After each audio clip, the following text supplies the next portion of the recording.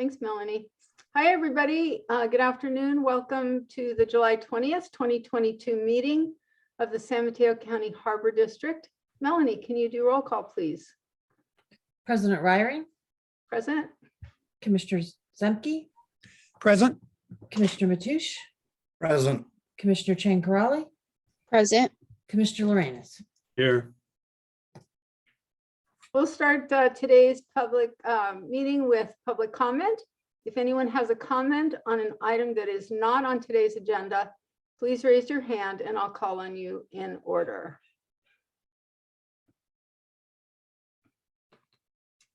Okay, Lucia Lockmeyer.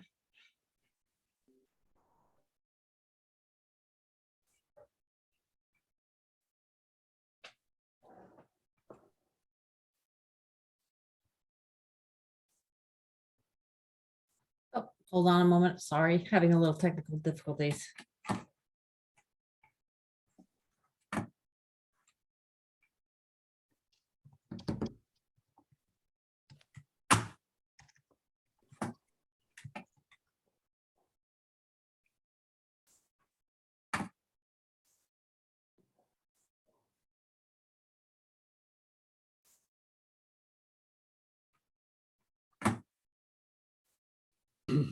Sorry about that. Now can you hear me? Yes, go ahead. Awesome, thank you. So I want you to know that we know that you can't respond right now because of the Brown Act, but I'm a resident at Oyster Cove Marina, and we wanted to put this on your radar for any ideas or thoughts for how you might be able to be part of the overall solution for what is happening with our evictions, and possibly discuss options with the BCDC and or elected officials.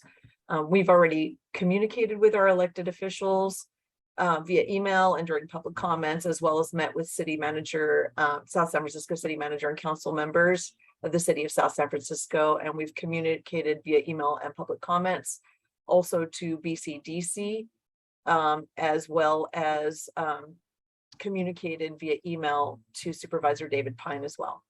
And first and foremost, we have communicated with the developer owner, Kilroy Realty. Sorry, I've got construction going on my boat, not construction, but sanding and painting. Sorry about the noise.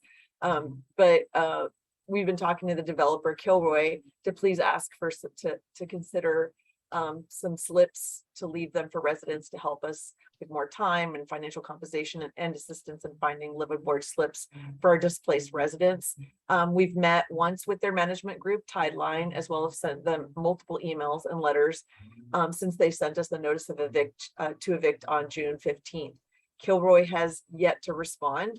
The mission of BCDC was created through the McAteer-Petras Act as an anti-fill legislation, and the Bay Plan followed. And given that the Bay Plan was created for the above, and because recreational liveaboard boats often are one and the same, have historically been, but should not be considered fill, we ask that you to please consider working with BCDC to increase the percentage of allowable liveaboards on the peninsula. Thank you. Next in line is John Ullum.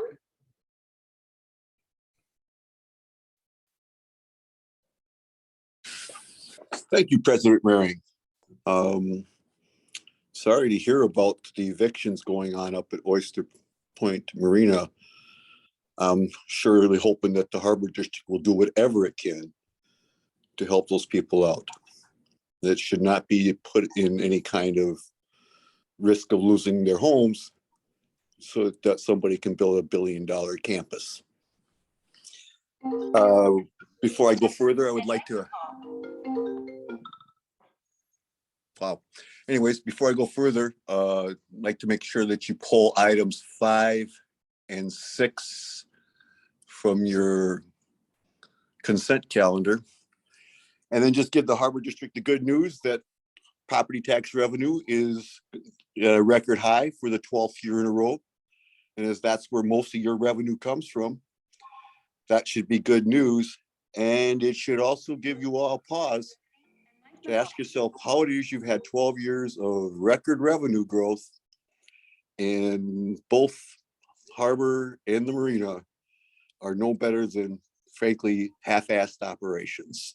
I know that the staff works really hard to keep it all together, and they do a wonderful job considering what you've given them to work with.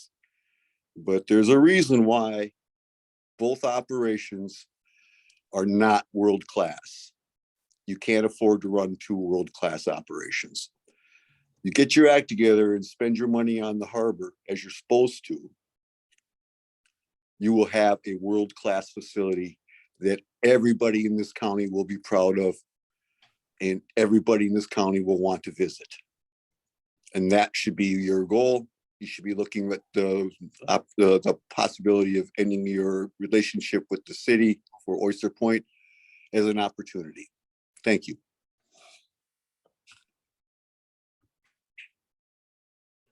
Allison Madden, you are next.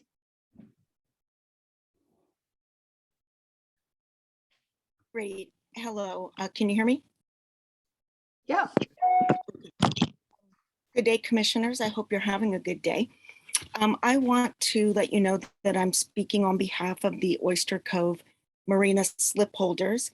I sent a letter to the clerk today, and it is the letter that we sent to Kilroy, and it has attached to it the communication we had with Tideline, and that's the operation that is currently taking over to manage the marina at Oyster Cove Marina. So I think we sent some of that to you before, but the Kilroy letter I sent today. There's also an article in Latitude 38. Right now it's on the electric latitude, which is just online.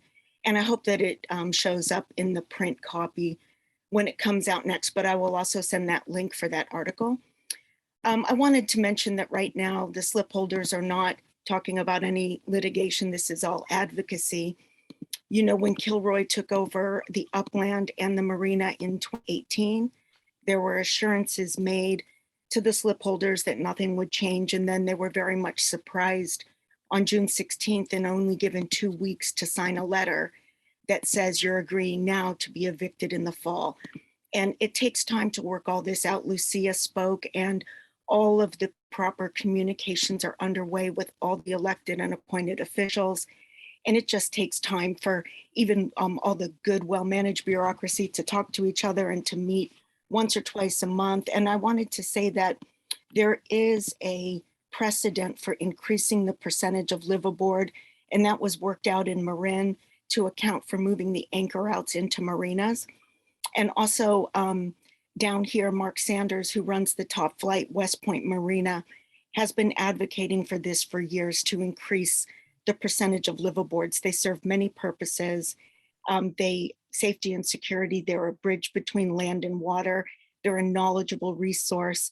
And they're really just, there's a vet here who's been living here for 2 decades, and he has physical issues.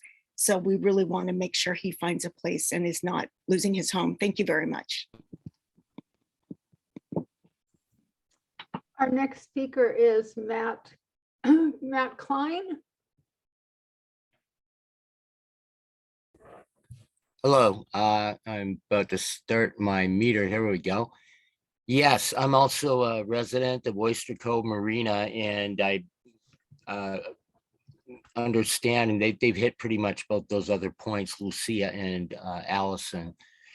The notice being given was quite a surprise, and we also have not really been given enough time to relocate. Some of our people have actually gotten slips and have been on the waiting list over at Oyster Point. And there's a lot of really good work done over at Oyster Point. It's just wonderful. The fact is, we're going to be displaced. Many of our elder people are going to be displaced. And this has to be resolved. So I just like to plead with you to understand that.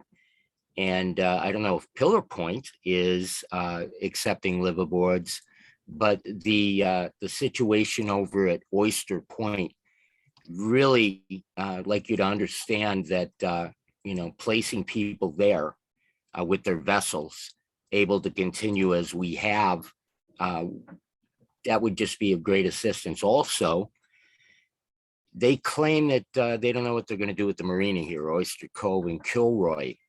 I'd like to suggest that you consider taking over management of Oyster Cove Marina. It's just a fantastic marina. It's a gem. It's a jewel, and it would, it really does serve the public in South San Francisco and over the whole Bay. It's wonderful. So that's my time.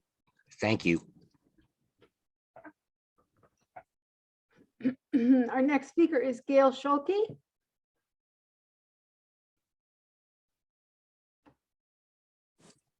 Okay, this is Gail Schulte. I'm assuming you can hear me. I'm also a resident at Oyster Cove Marina. My husband and I are both retirees. We've been here for over 20 years.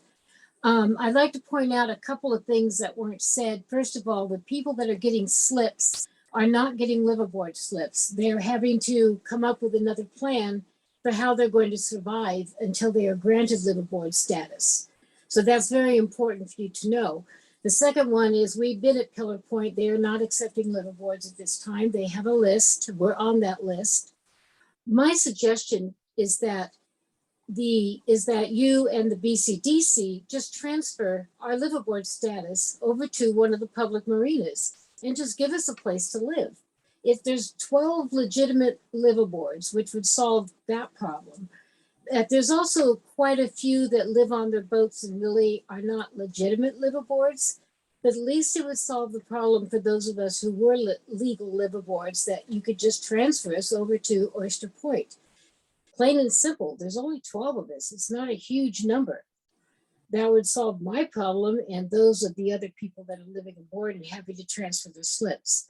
So just one suggestion. The other one is I want to also put in a word for those people who are on very limited incomes. There's disabled people here who are have very little money. And to transfer your slip from one to another oftentimes involves a haul out, a new survey, changing of your insurance, all kinds of little goodies. And it's very expensive. And trust me, the money that they're offering us liveaboards to do all this won't cover it. I know that for a fact. So, because we've already priced it out. Anyway, that's all that I had to say, but I'd like you to consider just transferring their status over to Oyster Point or Pillar Point.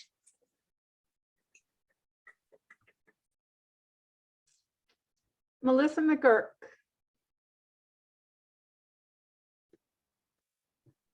Good afternoon. Hello. Yes, thank you. Hopefully you can hear me. My name is Melissa McGurk, and I have applied to lease the available space in the Harbor Vista building in El Granada. And I realize that my item on the agenda today is in the closed section, but I was just hoping I could take this opportunity to introduce myself, if that's okay. I've been a hairstylist for over 30 years, and I've spent the last 15 years building my business in Half Moon Bay. And I'm really looking forward to the opportunity to move my business into your available space. My husband and I have lived on the coast for over 20 years, and we've been fortunate enough to raise our two children here who are both students at Half Moon Bay High School. We've also owned successful businesses, a restaurant on Main Street and currently a brewery in Pillar Point Harbor. It's really important for us to give back to the community. This past weekend, my husband, Tom McGurk of Cowboy Fishing Company, and myself, we held our third annual fishing derby where we raised over $10,000 for this year's beneficiary, the American Legion of the Coastside. And again, I just wanted to say hello, to give you more context to who I am and to let you know how much I'm looking forward to the opportunity to continue our commitment to having successful businesses on the coastside, as well as giving back if I should be so fortunate. So again, my name is Melissa McGurk, and I'll be here on the call in case you have any questions later on. Thank you so much for your time. Isabel, you are next.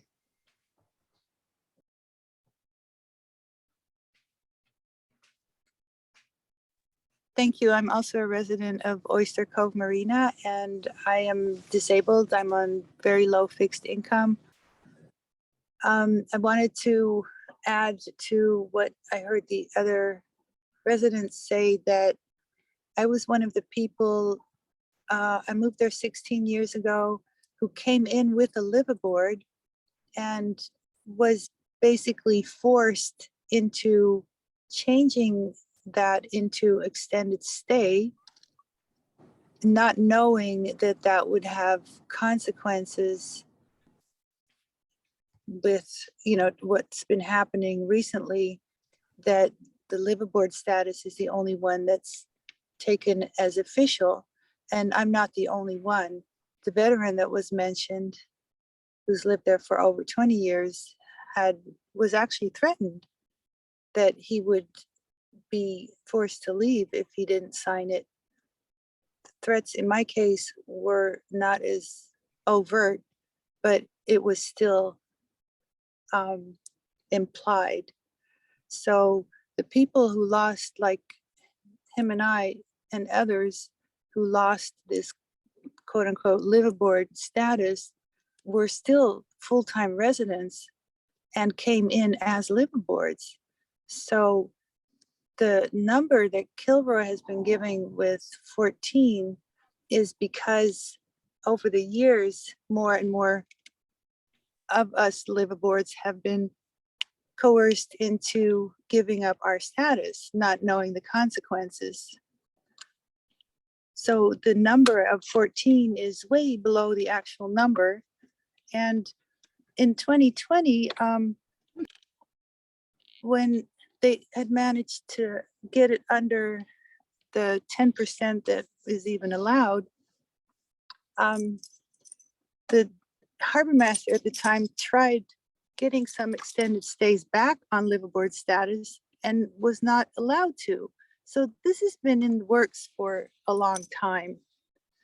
And I would like to ask for you to consider not just the people who were lucky enough to keep their liveaboards, but all the people who actually lived there legitimately. Thank you.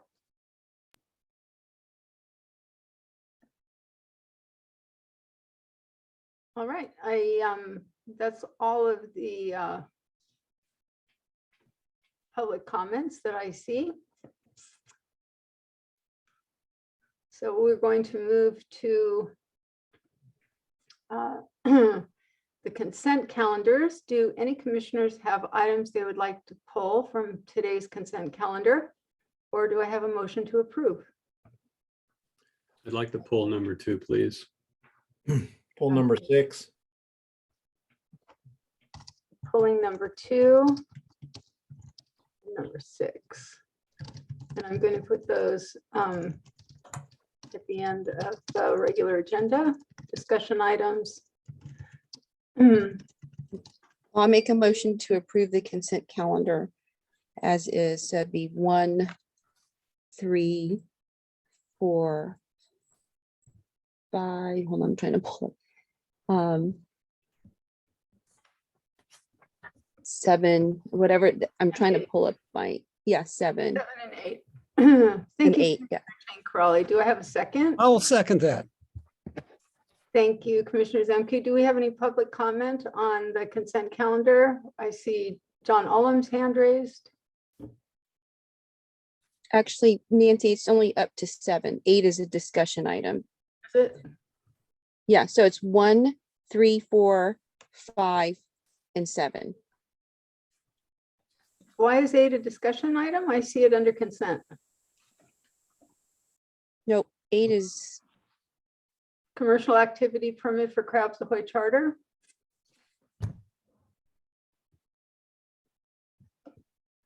no, item 8 Oh, is I'm so sorry. No, I'm sorry. I have the wrong agenda. I'm sorry. no problem. So it's just, it's 1, 3, 4, 5.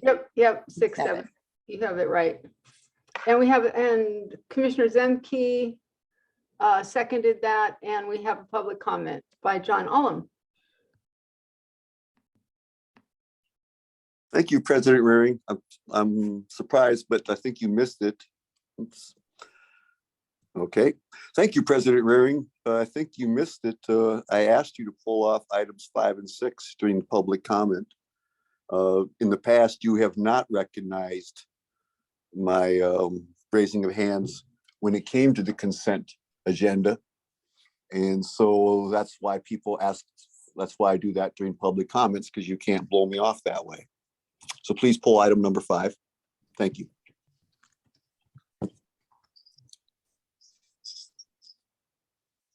All right, Melanie, roll call on this item, please. Commissioner Zemke, Aye. Commissioner Mathush, Aye. Commissioner Chang Karali, Aye. Commissioner Lorenz, I am abstaining because I was not at the meeting. President Ryring. Aye.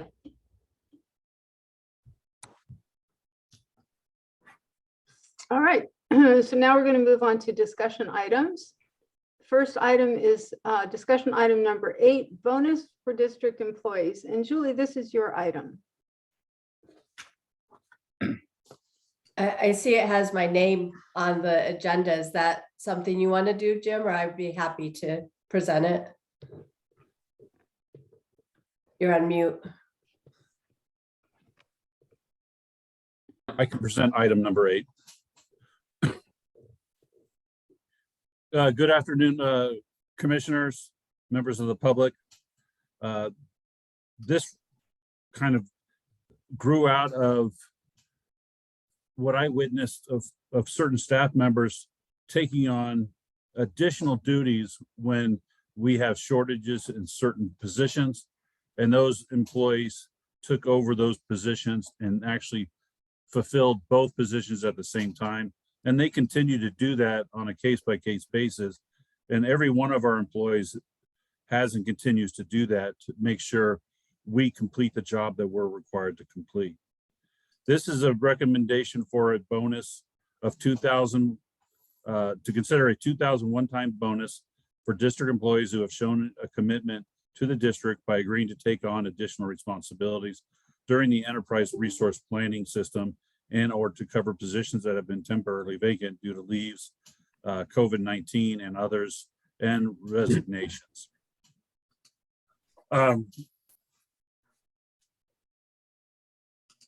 Really, the original story was the board secretary volunteering to take over Pillow Point Harbor's admin office while still maintaining all her responsibilities at the district office. And she did that for several weeks and continues to assist the new employee, which has been hired down there at Pillar Point. And she continues to demonstrate a willingness to meet those challenges. And every one of our employees have done that. The bonus that is being suggested goes to all employees of the district, with the exception of the general manager and 4 new employees. The cost to cover the bonuses would come from money already budgeted for positions when those positions become vacant or unfilled. And we currently are, we have eliminated 1 position, and we have also elected at the staff level not to hire up to a position until next year, saving money there. The opposite side of this bonus is where we did do, and I realized we just raised our rents for all our slip holders and for our leasees to ensure that we have enough money to operate. And we also raised all the miscellaneous costs for the district and for the public utilizing the harbor when it's required. So, and we need that money to operate. This $70,000 is also critical to the budget, but again, it's budgeted to an empty position and other positions that will be vacant throughout the year. So it would come from salary money that we've already budgeted. It will be a one-time bonus, discretionary, and not reportable as income for the purposes of CalPERS retirement. And the contracts for OE3 and the Teamsters are valid through June 30th, 2023. And we don't wish to open up those contracts at this time. So that's why we're recommending a discretionary bonus of $2,000. And again, the total cost is not to exceed $70,000. Other communities in the area have done this. They've given more than 2,000, and they've given less than 2,000. We're reckoning both operational and admin staff on this one. Operational staff has already received over the last couple of years $4,000 in bonuses related to their willingness to work and perform during COVID when others worked from home. And Steny, unless there's any questions, that's my report on the bonus. Thank you, Jim. Commissioners, this is our opportunity to discuss this item.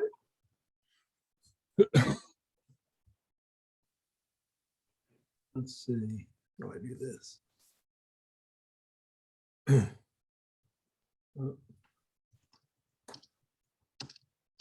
I'm trying to raise my hand.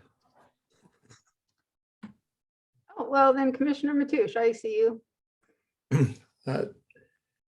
I'm in favor of this, particularly in these inflationary times. I want to take care of our employees, workers, everybody at the Harbor District. And I think this, particularly in the tough times that are going on in our country now, it'd be a great way to recognize everybody that works in the harbor. Thank you. Commissioner Chen Crawley, you have your hand raised. Yeah, so I understand where General Manager Pruitt is coming from, but I have a very hard time supporting this, mainly because we just gave a $4,000 bonus to all of the employees 2 years ago, and we are less than a year away from opening up the contract for REACH to negotiate again. And while I understand that no one wants to open this up earlier, maybe we should look at this so that we have a holistic approach for our staffing needs and also our compensation capabilities and capacities. I am concerned about this because we are now asking the public to pay more for salaries for jobs that should be done. This does not mean that this does not mean that I don't appreciate what staff has done, but right now people are having hard times with their own affordability of goods. Gas prices seem to be stabilizing a little, but the cost of goods is going up, and we're asking them to pay for increases for employees while they're not able to maybe necessarily meet their needs. That's not to say that we shouldn't look at this at the upcoming contract negotiations in 2023, but I have a hard time supporting this at this time, this item. Thank you. Any other commissioners' thoughts? Yes, this is Commissioner Zemke. It's not a huge amount of money.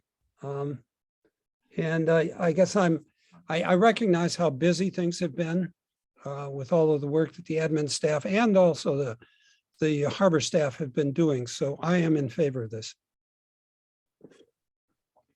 Okay. Any other discussion? Yes, I'd like to comment, please. I'll take my hand down. I agree with. See that. I agree with Commissioner Mateusz and Zemke. Just as an example, our staff working on the weekend when salmon fishing was open, or was it 4th of July, I guess it was, we had a record number of boats being launched at the harbor. If any one of you had been down there, you'd seen it was a controlled pandemonium, you might call it. There were cars lined up on Highway 1. Our staff works really hard, and the amount of money that we're talking about is nothing compared to the money that the district has wasted on things like Oyster Point Marina. So I think we should reward our staff for working hard and making things better for the public and making it, frankly, easier for us. So I'm completely in favor of this. We have a member of the public who would like to speak, John Ullum.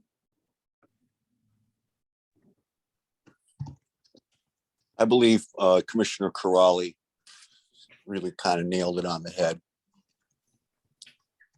That she's got a real good point that a lot of us are being asked to make sacrifices. A lot of us are working multiple positions, doing anything we can to keep our companies going, our employers happy, whatever it takes to get through this crisis. I know that we had to downsize. It's one of my clients. They downsized, moved their office, and the management was hauling boxes. The IT guy, that's me, was hauling boxes. We have done some painting in the new office. We're working our butts off, and there ain't none of us going to get nothing except a good free Indian buffet next Friday. They'll bring it over here. So, yeah, I agree that staff has worked really hard. I think that they, you see them, the amazing way that they're able to patch things together for an operation that has been funded so poorly for the last 50 years. They are working miracles out there. But now is not the time to be asking for more money like this. People are angry, people are hurting, and most of us simply do not work at places that have the extraordinary amount of revenue that the Harbor District has. So I'd like you to consider that.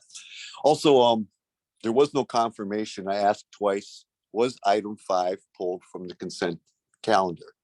Thank you.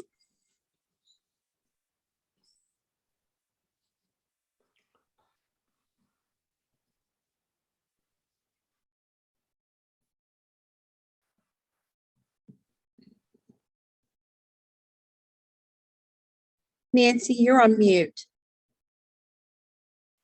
Thank you. Tricia, I would like you to please speak to Ms. Strellam's query about members of the public pulling consent items, if you could. Sure. So the agenda provides that any member of any commissioner may request an item to be pulled from the consent. It's not the public that pulls things from the consent. However, any member of the public is able to give public comment during that public comment period prior to adopting the consent calendar, which is, I think, what happened. So I did not understand the motion to include Mr. Ullum's request. It was only to approve the consent calendar minus items 2 and 6. Correct. Thank you. All right, we've discussed this item a little bit and heard from the public. Do I have a motion for discussion item number 8? Motion to approve. I will second that. Great. Roll call, Melanie. Commissioner Mateusz, Aye. Commissioner Chan-Corrali, Nay. Commissioner Lorenz, Aye. President Reiering, Aye. Commissioner Zemke. Aye. The motion carries. And we'll move on to discussion item number 9, Surfers Beach Restoration Pilot Project, eelgrass mitigation update, and consideration of contract for services. Mr. John Moore, and this is your item. Good afternoon, commissioners, members of the public. This is a motion to receive an update presentation from consultant Brad Damitz on the Pillar Point Harbor Surfers Beach Pilot Restoration and Eelgrass Mitigation Project and approve an agreement for continued project management, environmental review, permitting, and bid process support to complete the planning phase of the project in preparation for construction planned for 2023. And that proposal for not to exceed amount of an additional $57,000. I believe we've got Brad Damitz that would like to share screen at this time and provide a PowerPoint presentation. That's right. Let me get. Hello, everybody. Let's see. Can you share your screen, Brad, or am I gonna have? Okay, good. Working on it. Okay. Can you see me? I mean the screen? Yeah. Okay, great. Thank you. Thank you, John. Good to see everybody. Thanks for inviting me to give a presentation today. I'm going to just kind of hit on some quick history here and some backgrounds on the project in 20 minutes. And it's not going to do it justice. There's a lot of details in the project here, but I just kind of want to get everybody up to speed, give you an update. And then, maybe we can get back to Q&A if anybody has questions. But at some point, I would like to do a more detailed, maybe a public forum at some point where we can present the project in more detail. So with that, I'm gonna get started here. Okay. So I always like to show this slide real quick, just to kind of orient everybody to the project and what it is. This is an aerial view of the harbor, obviously. The proposed Surfers Beach pilot restoration project would involve dredging of 75,000 up to 100,000 cubic yards of clean sand from inside the east breakwater here in the east basin of the harbor, and then placing that sand over here along about 1,000-foot stretch of highly eroded Surfers Beach area. So just real quickly, when the breakwaters were constructed, ending in 1961, what happened was that their construction, their existence kind of changed the wave climate and the sediment transport patterns in such a way that caused sediment inside the harbor to accrete and cause shoaling inside the harbor. And then just directly adjacent, we had it severely increase erosion rates. So that's just kind of the quick overview. The project details. So the proposed project will create 4.1 acres of beach habitat on Surfers Beach. We'll get into that in a little bit. I'll show you some engineering plans and everything. And then as part of the project requirements, 3.9 acres of eelgrass habitat. It's a pilot project. We're going to be monitoring it extensively, physically, looking at where the sand goes and what happens over time, as well as any biological monitoring impacts to be able to kind of determine, ultimately the goal is to have an ongoing kind of sediment management program where we could do larger future versions of this, where we take this clean sand that would have been on the beach anyway, that's now kind of shoaling up the harbor. So cost estimates from our engineers at ESA recently, maybe about a year ago, has the project cost at 2.9 to 3.6 million, and that depends on whether it's 75,000 cubic yards or 100,000 cubic yards. And then the eelgrass restoration is a fairly huge project on its own at a cost of $1.8 million. So the two main issues that this project is going to address are, number one, severe erosion, as I mentioned, just outside of the harbor, so that the outer breakwaters have interfered with the sediment transport, and the sand that would have ended up on Surfers Beach and then worked its way down the coast ultimately gets trapped inside the harbor, and we're trying to address that. You can see along this stretch of coast, as everybody knows, it's been eroding for years. Caltrans has been protecting the highway, otherwise it wouldn't even be there anymore. And if we continue this way, that rock will just keep spreading and spreading and spreading. And this is an attempt to address that using sand from inside the harbor. It's kind of a win-win situation. This is a recent photo sent by some Harbor Patrol members. This is recent damage from May 2022. So it's an ongoing issue, as I've mentioned, and it's a huge headache for Caltrans as well. They're going to definitely be a beneficiary of this project. This is some modeling that was done by the Army Corps of Engineers. It's almost 10 years old already. You can see the thin red stripe is the projected 10-year erosion zone. Obviously, this isn't happening over here because the highway's been protected already. But the yellow part shows the 50-year erosion zone. So right now, that would be about 40 years.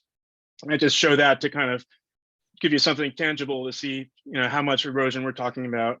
The Army Corps determined in their study that it was about 7 times the rate of a reference beach down the coast that has similar kind of geomorphology.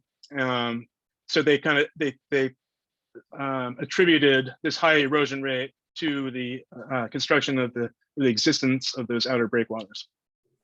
The other issue that the project's going to address is the shoaling inside the harbor. Now, this is an extreme photo right here. This shows a minus maybe 1.3 tide or something like that, about a year and a half ago. You can see here this sailboat is tipping over because it's not even floating in the water. These issues, if nothing's done about this shoaling is going to continue, and I can show you some diagrams in the next slide or two to kind of hit that home. But some of the implications are that the boat launch ramp, as everybody knows, every 5 to 8 years need to be dredged because of this shoaling. So the pilot project will also take care of the boat launch ramp dredging needs, but also eliminate the need for, or actually improve navigation and allow the harbor to do what it is supposed to do, which is provide a safe harbor and anchorage for boats. So this is just something real quickly that demonstrates what's been happening inside the harbor. California Department of Fish and Wildlife had some questions about whether or not dredging was even necessary in the harbor. So we had to get our engineers, Bob Battaglio, Louis White from ESA, to kind of analyze it.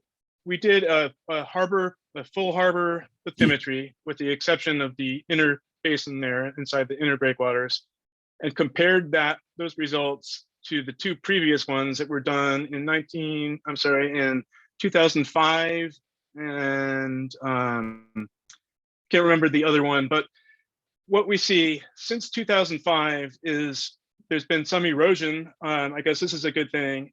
At the entrance of the harbor, there's been a deepening of somewhere on the magnitude of 8 to 10 feet. But along the outer breakwaters, there's been significant shoaling. The east breakwater here, they're showing between 6,000 and 9,000 cubic yards every year are accumulating. And that's about 10 feet deep of clean sand that's just kind of moving its way deep, farther and farther into the harbor. So here's a cross section that shows you what we're talking about. This over here on this side shows where the breakwater is. So imagine if you're kind of looking down, and then there's that shoal over here, and on the other side, on your right-hand side is Surfers Beach. So this is 1994. We've got this 10 feet of sand, and then 2006 is moving its way out, and then 2019 is continuing. So if no dredging is done, we can assume that this is just going to keep on moving its way out and out and out, interfering with that navigation. And other issue that's causing is eelgrass is starting to grow there. And eelgrass was never in the harbor in the past, but now the bathymetry is at the right level for it to start growing, and that expansion will continue. And as part of this project, that's why we're doing the eelgrass mitigation. We're mitigating for all of that. We're proposing to mitigate for all of that eelgrass that's in the East Basin, so that in the future, additional maintenance dredging can occur beyond just this project without needing to do more mitigation. So here's just a quick picture of the eelgrass survey that was done. This one was done in 2019, end of 2019. The whole harbor was surveyed, and these were the patches of eelgrass, mostly along the east breakwater, but then there was another one over here along the west breakwater. So because of that, obviously eelgrass is an important habitat and highly regulated habitat. So the agencies that issue the permits require that we come up with a eelgrass mitigation project as well. And we hired a company called Marine Taxonomic Services out of San Diego, who are eelgrass mitigation experts. And they developed a concept of how to do this mitigation project.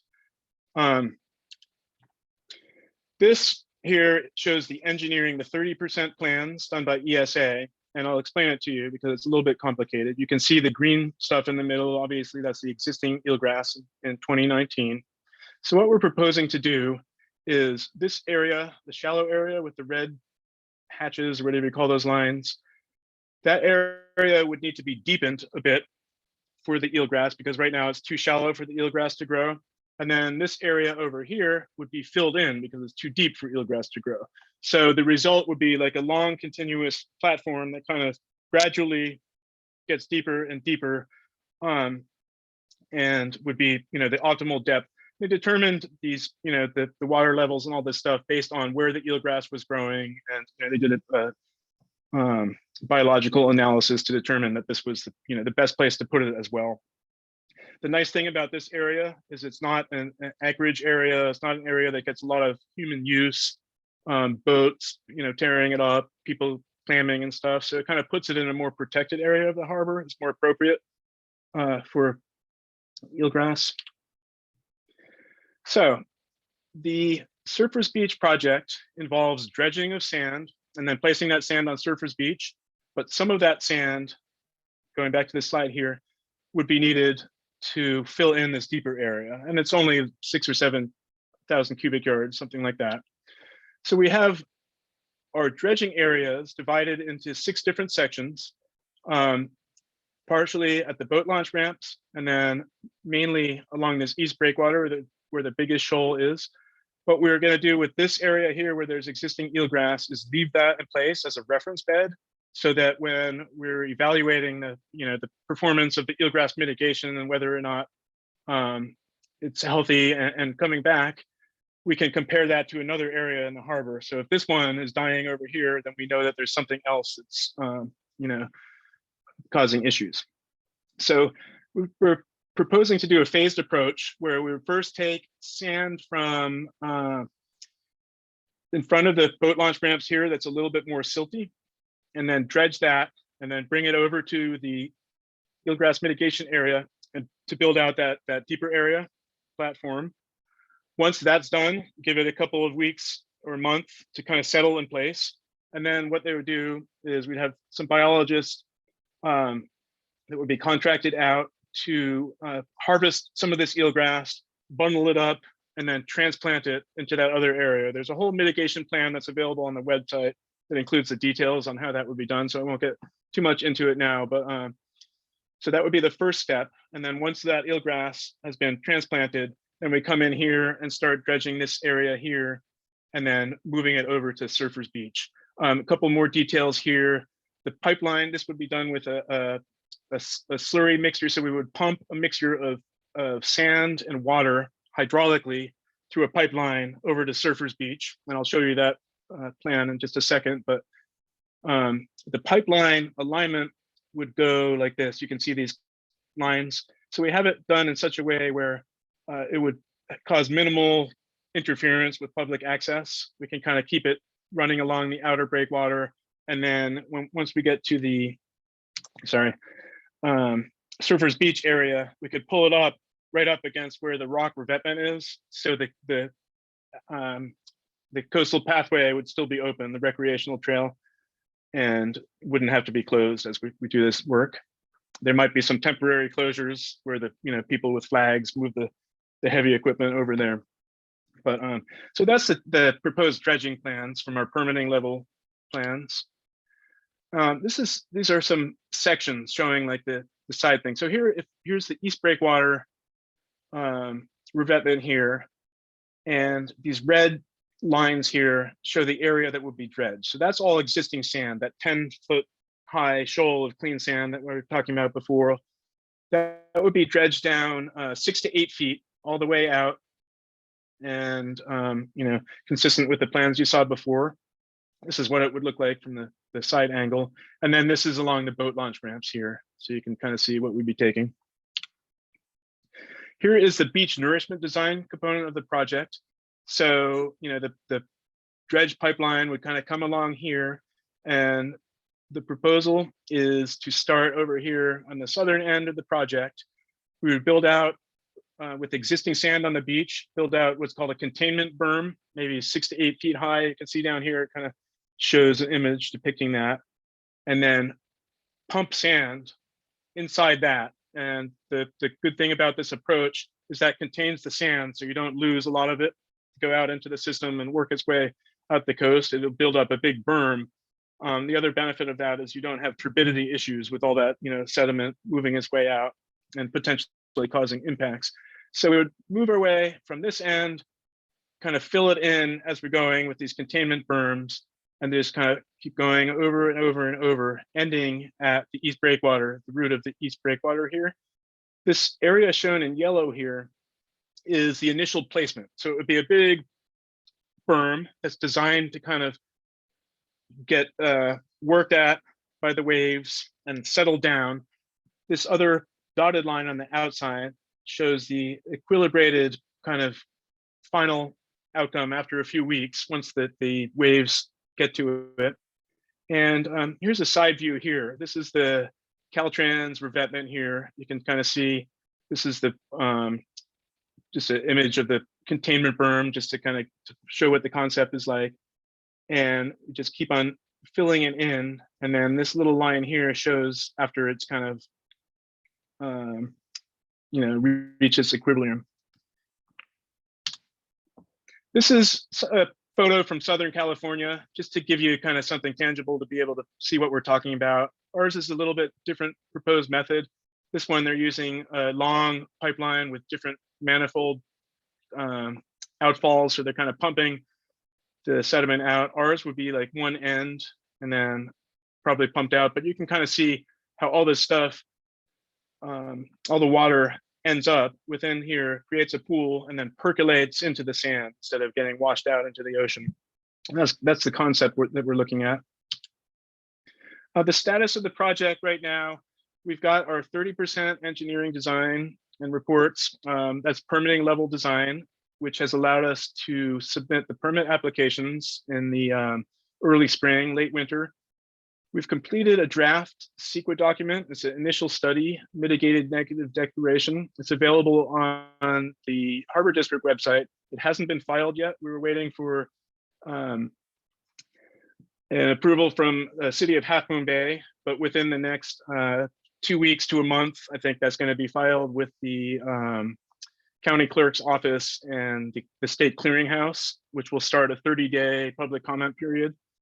Our plan, if permits can be available and funding is worked out, we are proposing to begin a phased construction approach, ideally using one contractor, so you avoid multiple mobilization fees. One contractor, that is, to do both the eelgrass, build up the eelgrass mitigation platform with the exclusion of actually planting the eelgrass, and also do the dredging and the beach nourishment components of the project sometime in late spring, summer of next year. We've been actively seeking grant funding. It's been a bit discouraging. We've applied for over 10 grants. We have received 2 grants. We've had some luck. We've worked with partners to get some grant funding, actually through Greater Fairlawns Association, to help out with some of the monitoring costs, which is going to be a help. And we're still applying for grants. We've got another one due at the end of this month. And just kind of keep on pushing forward and hoping that we can get some additional funding, because there is a lot of unprecedented amount of state and federal funding at this point. So it's while it seems promising, it has been a bit discouraging, as I mentioned. So we have just revamped the website on the Harbor District, or the web page on the Harbor District website. If you just go to that main page and then go into the search bar and type in Surfers Beach, it'll bring up this. We've got a number of detailed reports here that go into a lot more detail. I'm kind of just scratching the surface here. We've got project description, preliminary design report from ESA. We've got the engineering plans up there, the CEQA document, eelgrass mitigation plan, all the sediment sampling and analysis report, which, by the way, confirmed that this is clean sand, and a biological assessment as well. Those are all up there on here. And then I'm putting my email address up here as well. If anybody has any questions at any time, I'm always available to answer. So that's my quick rundown. I'm sure there's probably questions here, but I don't want to take up too much time of the meeting to focus on this project. So Thanks so much, you. Brad. That was a really good presentation. Thank you. Commissioners, would you like to discuss this item or make a motion? Well, I'll make a motion, but I do have a question. Oh, I don't know if Tom had his hands up. It's mainly, and maybe this is a question for Jim with regard to the Half Moon Bay permitting process. So it sounds like the city manager is leaving. And so I just, where are we in line in all of this? I mean, this I has could do been years, a few years now. And it's Yeah, not you, Brian. We've been doing It's very not you. good with them most recently. So I'll let Brad go into the details of that. Thank Yeah, you. I can address that. So, yeah, the city of Half Moon Bay is on board with this project as well as, I guess, a beneficiary and a partner, not as somebody who's going to implement or fund it. But the permit that we get from the Coastal Commission, let me start off by saying, city of Half Moon Bay owns the beach where Surfers Beach is on. They own that land parcel, and that's why they're involved. County of San Mateo owns the bluff above it, and that's why they're involved. So the Coastal Commission permit is going to be done in such a way, it's called a consolidated coastal development permit, where all three parties, the Harbor District, City of Half Moon Bay, and the county, all agree to let the Coastal Commission take the lead in issuing the permit. And, you know, that was something that delayed the project a little bit, getting everybody on board, just because of, you know, typical government process and everything. But about 2 weeks ago, something like that, we presented the project to the city council in order to get their approval to submit this form and this letter that the Coastal Commission needs to be able to issue, to be able to start processing the permit application. And they did approve it. So we are in good shape in that sense. That's a long answer, I guess, but. Thank you. Great. And I think I saw another hand raised. Commissioner Matoush. Sometimes it's hard to see that little yellow hand if you have something sort of tan in the background. I was extremely happy to hear about the pumping over the seawall. That was going to be one of my questions, because I know Bill Doris had spoken positively of it far earlier this year. I was glad to hear about the sand being rated clean already, because one of my questions was, I hope we don't have to store it landside again.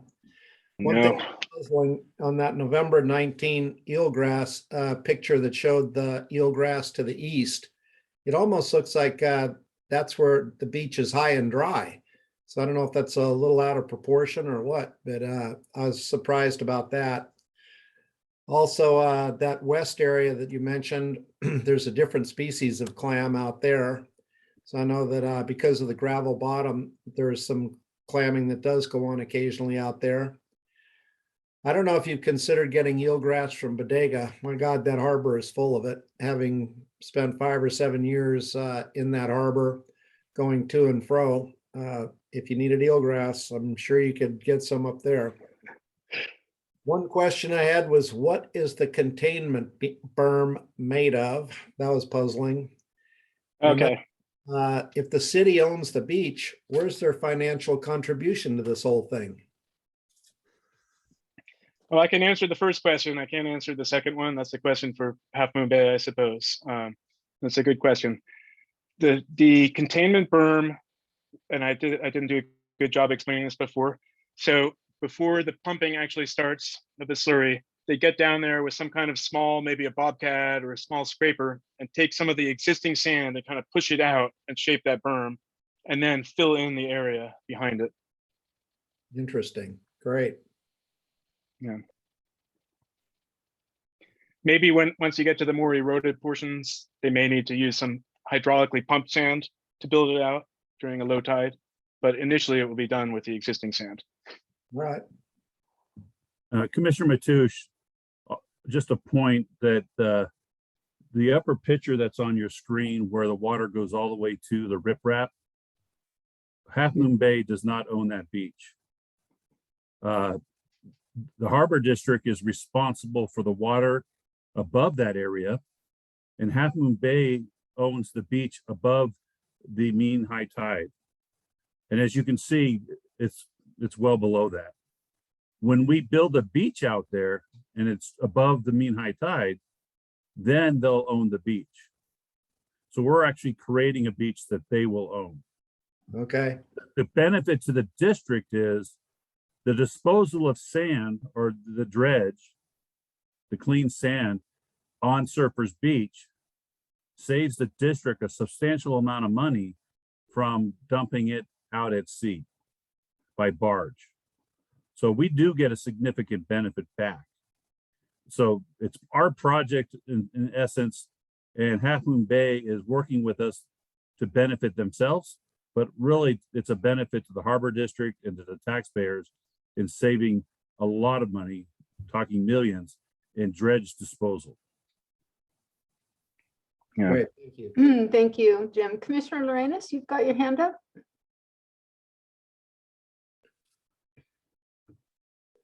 You're muted. Nice presentation, Brad. It's good to see you again. Thank you, Ted. One point with the eelgrass mitigation, and I don't think it's a minor one, is that if doing it now at this time, we'll save a lot of money, because if we don't dredge and allow the sand to build up, we're going to get more and more eelgrass, and the cost of mitigation is going to be even higher. So I was happy to see that you guys are looking into the future on this, because it would only cost us more. And the real winner in terms of agencies in this moving the sand to the other side is Caltrans. And so in my opinion, they should throw in some money. I don't know if they have or not, but that, putting the sand exactly where you're putting it, at least for a while, is going to protect that road quite a bit. It'll save them a bunch of money. So I'm happy to see it's progressing, and let us know if there's anything we can do as commissioners with the grant writing. I know that there are a lot of people with their hands out. Thank you. Commissioner Zemke. Thank you. Yeah, I just want to add my congratulations here. They're very good presentation. I learned a lot. The only question I have is in the eelgrass mitigation plan by the west breakwater, there's going to be some cutting and filling of material to create the right depth for the eel gas. And the existing bathymetry there is a result of the natural forces. Do we know whether the fill material is going to stay where we put it, or that where we reduce the sediment, that it won't fill back in again? The engineers have looked into that, and I guess the answer is you never know for certain, but it seems to be. I wouldn't say it's the natural. It's unnatural because of the way that the outer breakwater kind of collects it there, but it's not at the same degree as it happens over on the east breakwater. So it doesn't seem like it's going to cause that many problems with the eelgrass mitigation project. Over time, probably it might fill in, but the idea is that you now have a space where in the future, let's say we have to do dredging of the boat launch ramps, 10 years from now, you could take that material and then use it after testing it and everything to expand it further out towards the middle of the harbor, right? So it gives you a place where you could reuse beneficially that sediment, but also could allow that further migration to the, inside of the harbor. Yeah. Okay, great presentation. Thanks for the information. Thank you. Great. Commissioner, President Ryrie? Yeah. Just to address Commissioner Lorentz's copy or comment on Caltrans, I have reached out and I'm trying to arrange a meeting with them and the Army Corps to sit down and rediscuss this project and the benefits that they get from it, and seeking additional funding from them. That's great, Jim. And I know you'll keep us posted on those discussions. Thank you. Commissioner Chen Carley, I think you had a motion for me at one point. Yes. Oh, and we have, go ahead, make your motion. I see we have a member of the public waiting as well. Okay. Can y'all hear me? Yeah. So, we've received the report, and so I'll move to approve an agreement for continued project management environmental review, permitting, and bid process support to complete the planning phase of the project in preparation for construction planned for 2023, not to exceed $57,000. And do we have a second? Second. I'll second that. I think Commissioner Matoush had it first, and I just, I want to make clear that that amount is just the project management planning phase. Okay, and before we do roll call, Brian Overfelt, you have a public comment.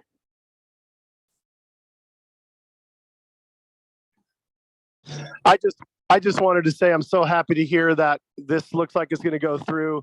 The community of El Granada and Miramar has been asking for beach nourishment since March of 1970.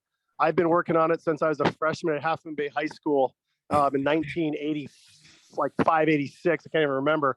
And I just am so excited to hear that we're finally all on the same page. I know there's a commissioner sitting there that wanted to move the highway into El Granada was part of his proposed plan, which is just absolutely a joke and terrible. So thank you, Virginia, Nancy, and Tom, for all your hard work. You guys are awesome. And Brad, thank you, Brad.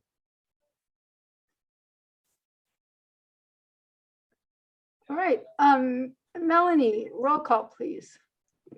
They're all, oh my God. Oh, hold on a second.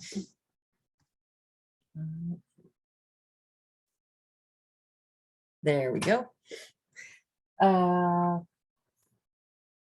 Commissioner Lorenz, Hi. President Ryrie, Aye. Commissioner Zemke, Aye. Commissioner Matoush, Aye.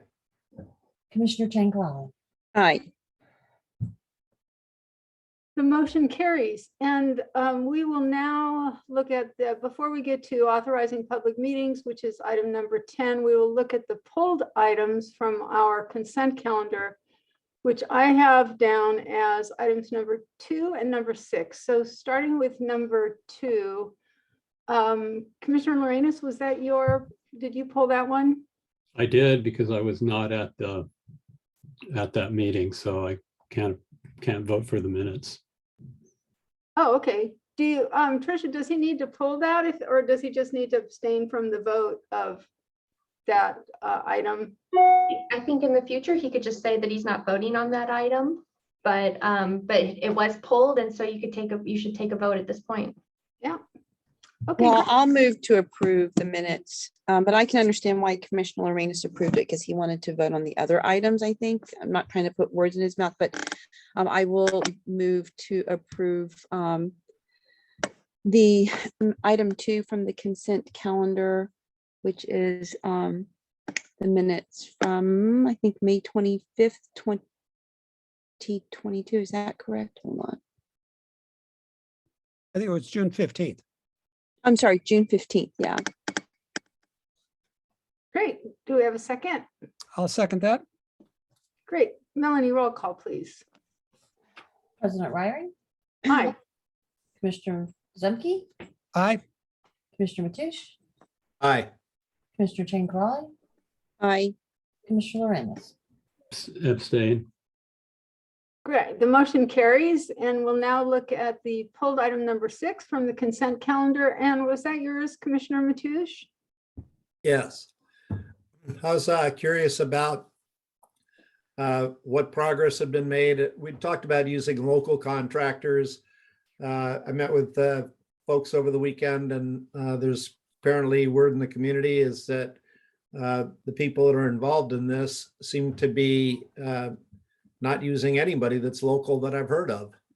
So I'd like to get some follow-up from the people about how they're going to involve our local community rather than bringing in people from far away.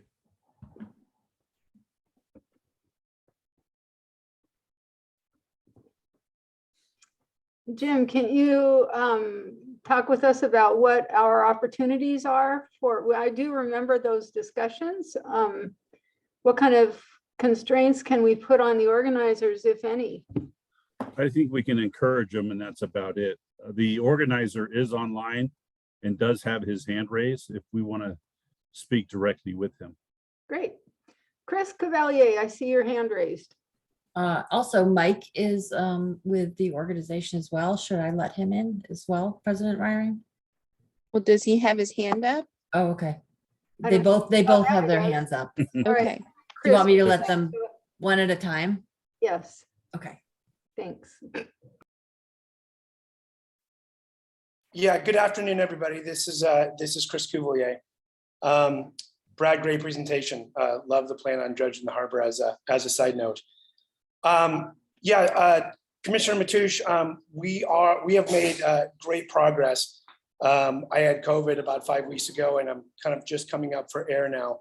But we have a lot of things happening with the Mavericks Festival. So the festival on October 1st really is a way for us to kick off the big wave season here at Mavericks. We have a education and community zone with a lot of the local entities in there, including a big demonstration by the Coast Guard. We have the sheriff involved, the fire department, Sea Hugger, and a list of 5 or 6 other environmental education and community groups. As an overview, we have 3 bands providing live music. We have 3 local food vendors. We do have 1 outside food vendor, which is a restaurant chain, Pacific Catch, that has been very supportive with Mavericks and sponsoring some of the athletes. And they will be buying fish from the local Half Moon Bay Fishing Association, working through Lisa.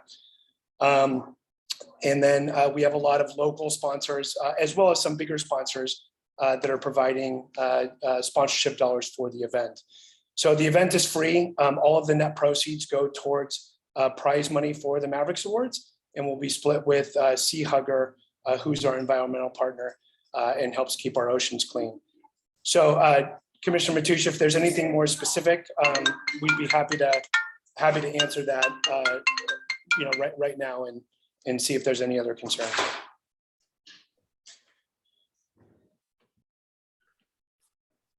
All right, it just, that presentation differed a little bit from what I heard over the weekend.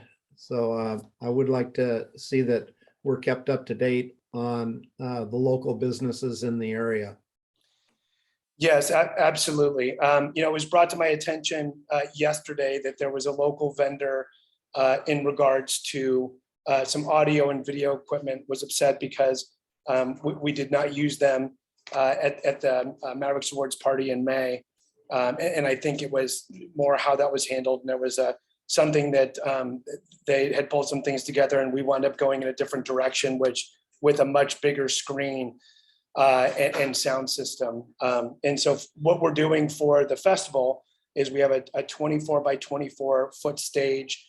And we are bringing in a company called Digital Dynamite that can do everything turnkey, from providing the stage, making sure the sound is top quality, and making sure that all of the logistics of the sound is done properly.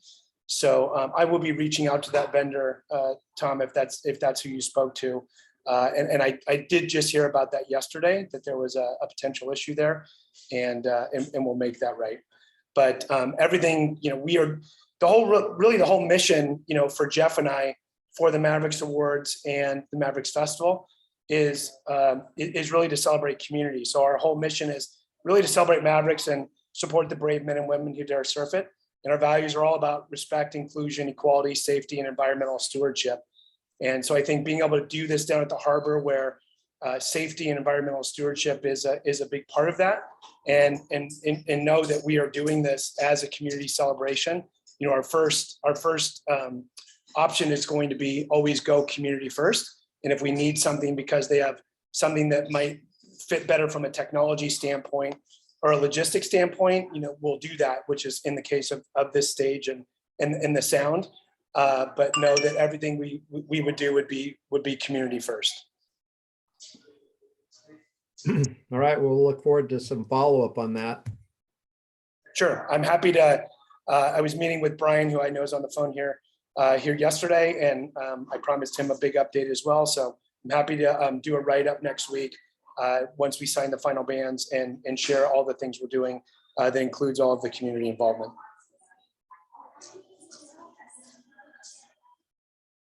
Nancy?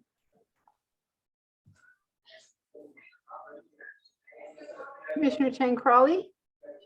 So, Chris, thanks for that update. I just was looking at the staff report that was in our packet last June.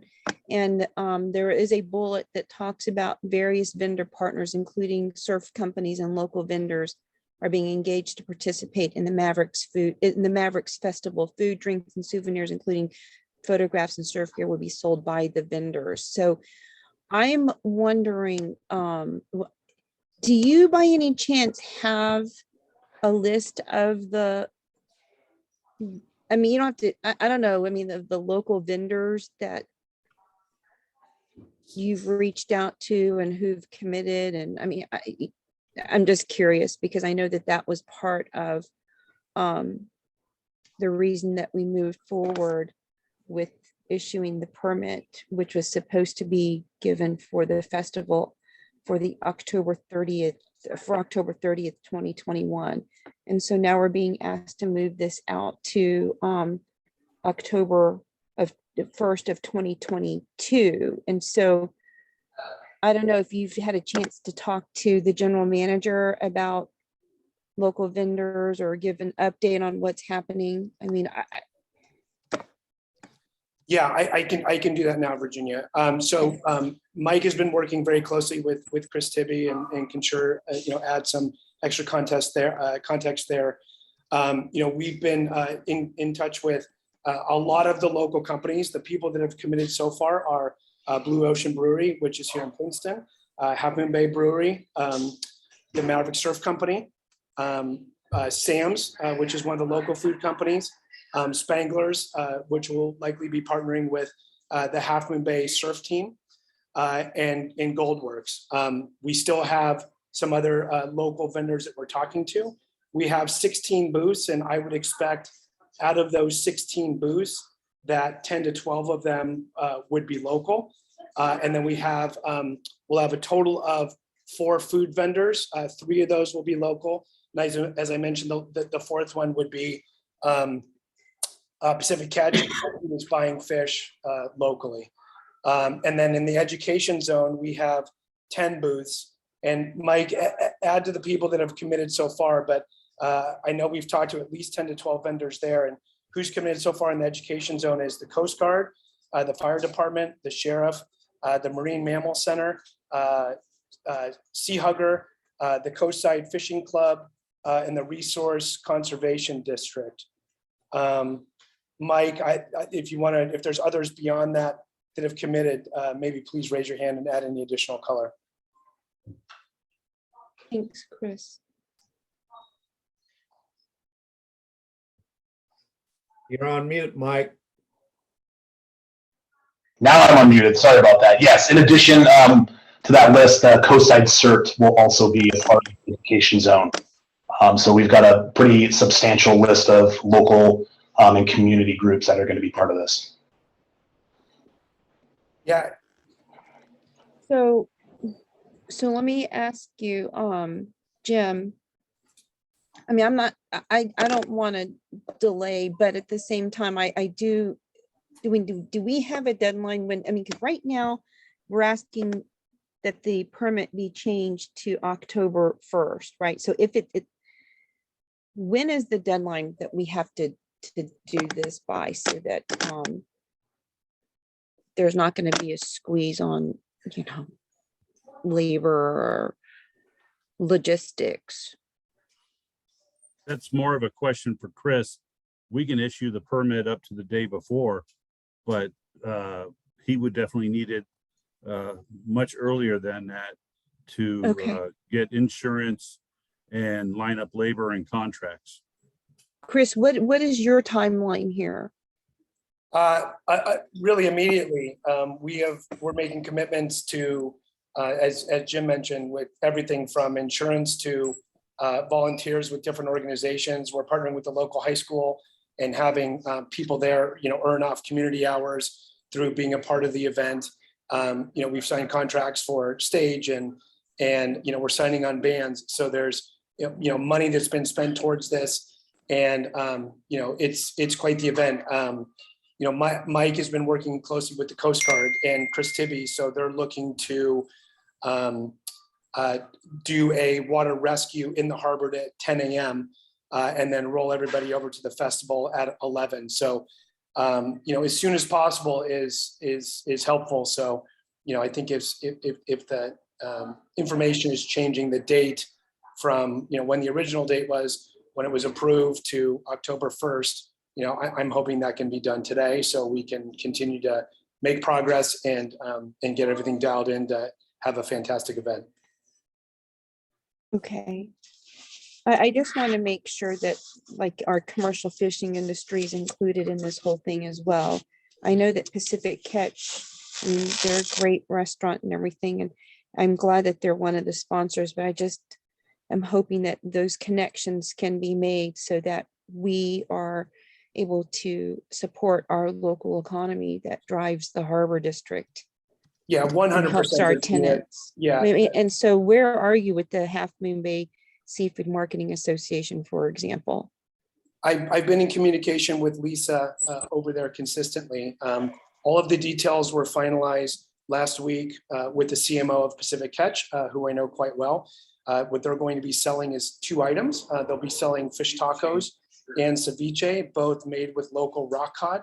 And so the CMO is introducing me to the culinary people, and then a call will be set up with Lisa. So there's 2 things. Lisa donated some fish for the Mavericks Awards party, which was fantastic. And so my commitment to Lisa was not only would Pacific Catch buy fish from the association, which they've already agreed to do, and we've already talked about menu and we've talked about the type of fish. My goal is, and I've talked to Lisa extensively about, Lisa being able to pitch Pacific Catch and hopefully having the local fish be served at Pacific Catch where it's sustainable and traceable. So I've been in communication, with Lisa via text. As mentioned, I was out with COVID. I know Lisa's father is sick and she's been commuting there, but we're in contact on that, and that will happen. All of that is in process as we speak. But Legacy is not the only fishing business here. And so, and rock cod is, I mean, from what I've seen, we've had a lot of salmon. And so I'm just wondering if we're working with other fishing businesses as well. Yeah, I'm really talking to Lisa as kind of a member of the association. We've also offered a booth in the educational area there. And so trying to figure out if that winds up being a booth that is talking about the overall fishing association legacy, or if that's a fish and fleet booth. So that's an ongoing discussion. So, we're happy to buy from multiple vendors there. I'm just talking to Lisa as head of that association to lock that down. So that conversation, I think, with Pacific Catch will be happening probably in the next week. And then those details can be figured out there, Virginia, of who the actual purchase is happening from Pacific Catch. My hope would be it would be one vendor, so they're not trying to set up multiple vendors, but I need to get some more information on Lisa how to best handle that. Okay. Thanks.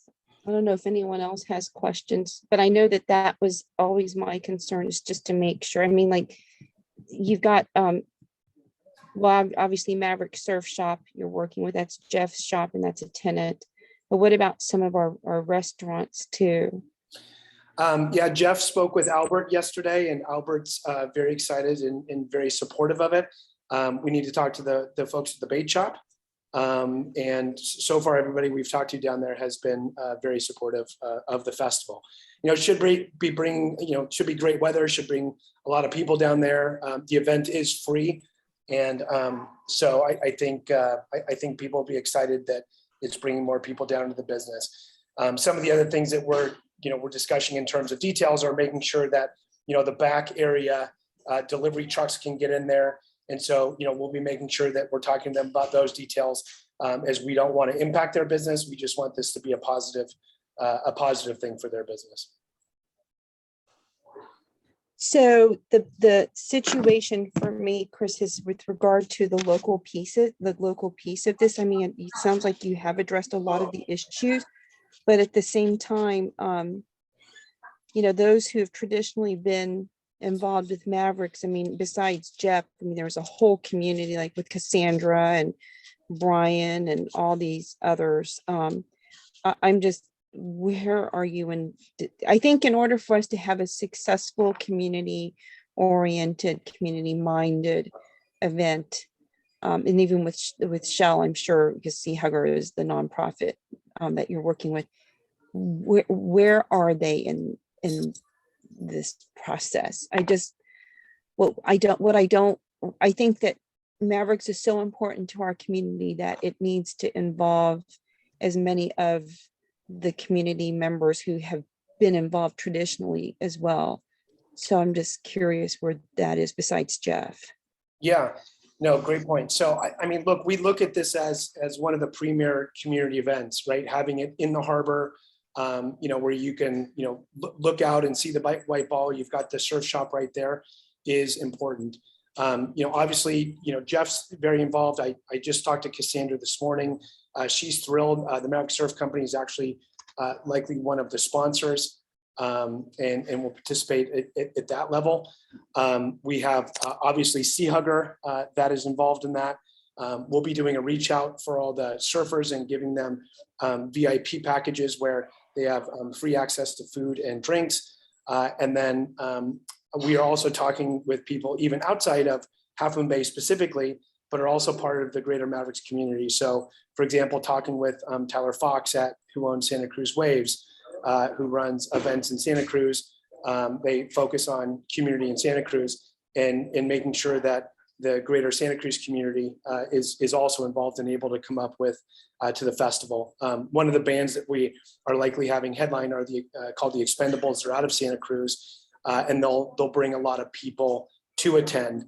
So, you know, getting the word out where we have as many local people involved, meaning the local community in Half Moon Bay, is priority number one. And then priority number two is getting into some of these other communities that support and participate in Mavericks, where we have people like Peter Mel and John Mel, who are massive, you know, players with Mavericks. You have people like Alice Lieber that are one of the, you know, biggest unbecoming, you know, young guns, you know, at Mavericks, and are forming great relationships with people like Luca Padua and the people that, you know, come from El Granada or Half Moon Bay.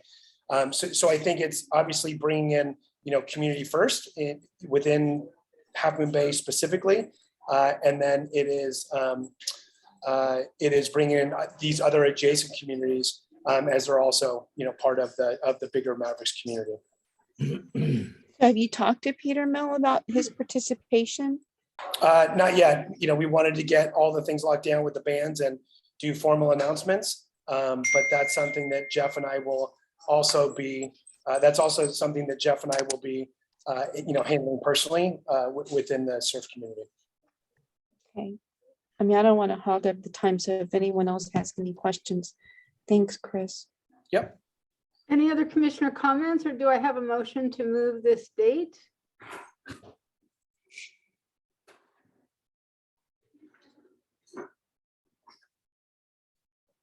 So the recommended motion is to change the date of a previously approved commercial activity report from October 30th, 2021 to October 1st, 2022. Nothing? I will so move. So moved, Yes. Commissioner Zemke. Great, thank you. Well, I have a, oh, go on. I just had another quick question. No second? Yeah, I don't mind seconding it so that I can ask a question. Go right ahead.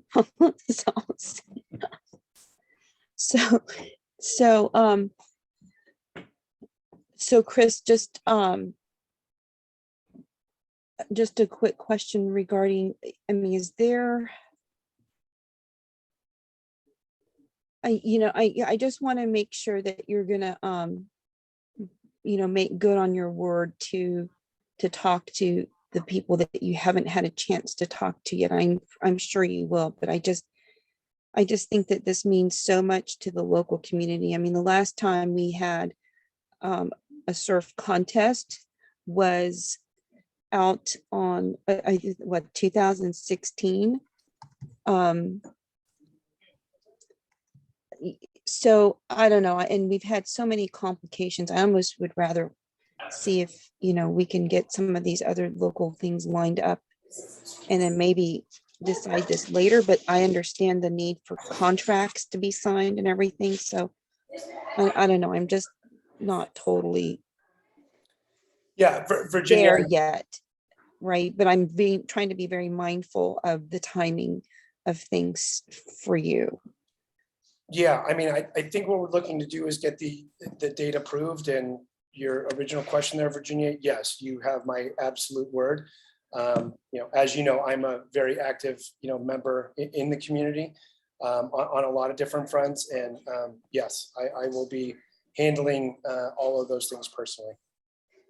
I mean, would it matter if we got some of that first and some assurances that our community is really more involved before could we put this out for another month and then you come back and give us an updated report on what more community involvement you've got? I just don't want to hear a lot of the discord right now, because I know that this event is so important to the community. That's really my concern. Just chiming in here, we do have the opportunity to go ahead and change the date of this permit. And if the event doesn't perform to the board's satisfaction in terms of bringing in local businesses, then, we'll have an opportunity to look at their potential permits in the future. Okay. And so how would that work, Jim? Would this be put on the agenda in August again? The Commissioner Chin-Crowley, the board can ask and set as an agenda item for Chris to come back to the board and report out on the involvement of local community and what steps he took. Chris, would you be okay with that? Because there is this motion that Commissioner Zimke made, but I would ask him to amend the motion, Bill, to include that, we put this item on the August agenda and have a report from the organizers. Yeah, Virginia, I'm a little torn just because we're down the road with commitments that are there. I'm happy to put together a list. If we wait another month, we're behind the 8 ball in a lot of things, and it's going to impact execution. So Chris, let me make it very clear. The motion would be to move forward with the stipulation that you would bring back a report in August, assuming Commissioner Zimke amends his motion so that you don't have all of these commitments to be able to, you can move forward with some of the contracts that you're trying to I guess finish, right? But we would want to report in August. If as long as it's moving forward, I'm happy to provide a report and share all of the local community involvement. No problem. Okay, so Bill, I would ask, would you mind if amending your motion to have this come back to the board in the form of a staff or an agenda item in August? Okay, just so I understand, I guess what we're approving here is we're still authorizing the general manager to enter into the special event permit. Yes. With the stipulation that there will be a follow-up report given to the commission at our next board meeting. Yes, and in order to make that happen, that has to be on the August agenda. And so that's why I'm asking you to amend your motion to include this item on the August agenda so that we can properly notice that item so that a report can be made at that time.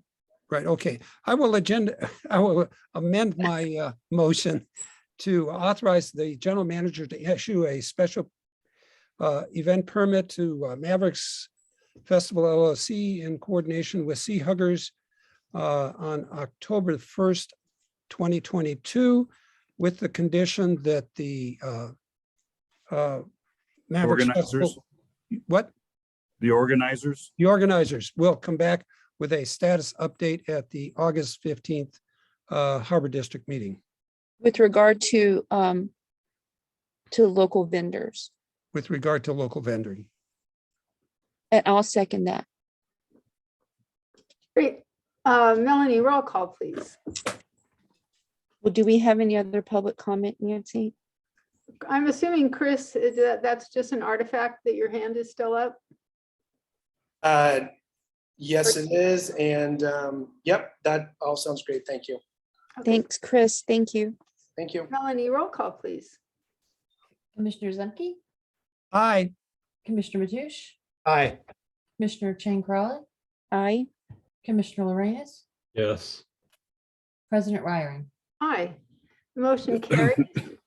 And we will move on to item number 10. Authorize public meetings to be held via teleconferencing pursuant to Government Code, Section 54953E. Do I have a I'll motion? move to approve. Great. Second? I will second that. Thank you. I don't see any comments. Melanie, roll call, please. Commissioner Mathush, Aye. Commissioner Chang Crowley, Aye. Commissioner Lorenz, Yes. President Ryring, Aye. Commissioner Zemke. Aye. The motion carries. And we're going to now move into closed session. Does everybody have their links? Through the chair, I have a question. I'm a little confused about the items pulled from the agenda. Mhm. We had a member of the public that wanted to pull one item. I think it was number 5. We didn't get to that. Yes, and that's why I asked our legal counsel, Tricia Ortiz, to speak to that. And what she said is that members of the public can comment on consent items, but they don't pull items. I don't think that's correct. Members of the public are allowed to pull items from the consent agenda. That's been a longstanding rule. So I'm asking our counsel to please confirm that.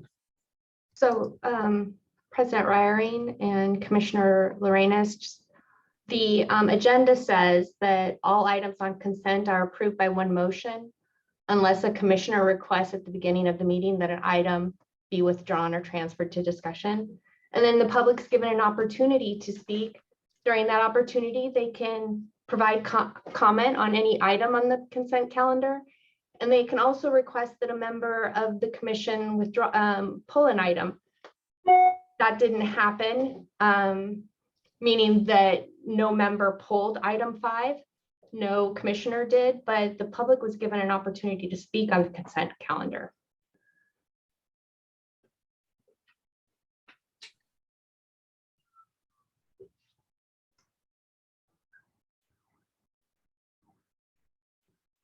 Okay, is that all clear?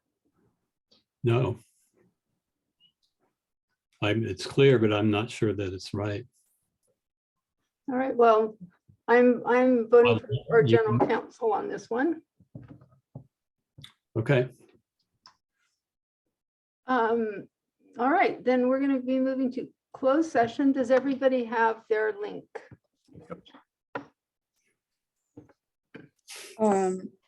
Were we sent individual links? I don't know if I got that.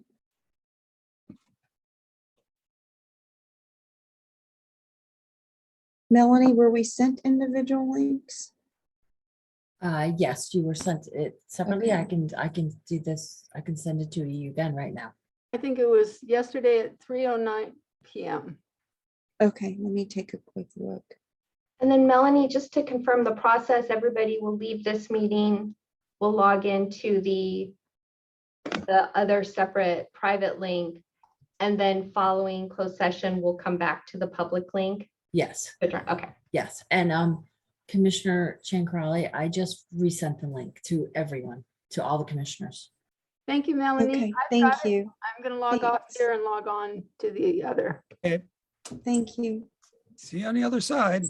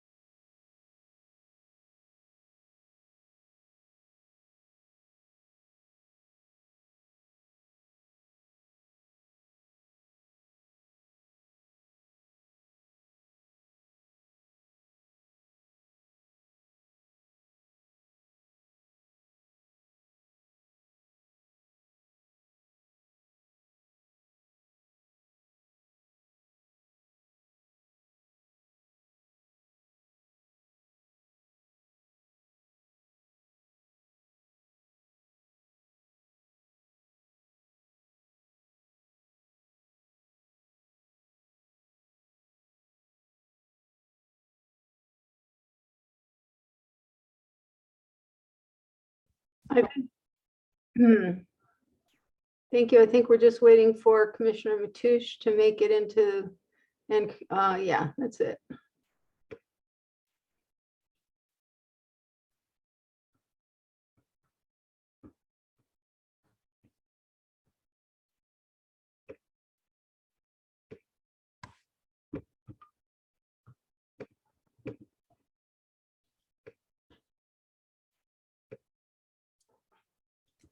There we go. All right. We have, the board has come out of closed session. We have nothing to report. We gave direction to our real property negotiators. And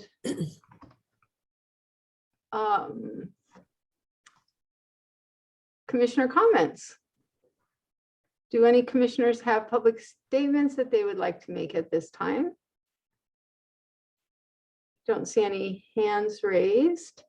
I don't see any members of the public who have their hands raised. Future agenda item ideas from anybody? Commissioner Matoush? You're muted.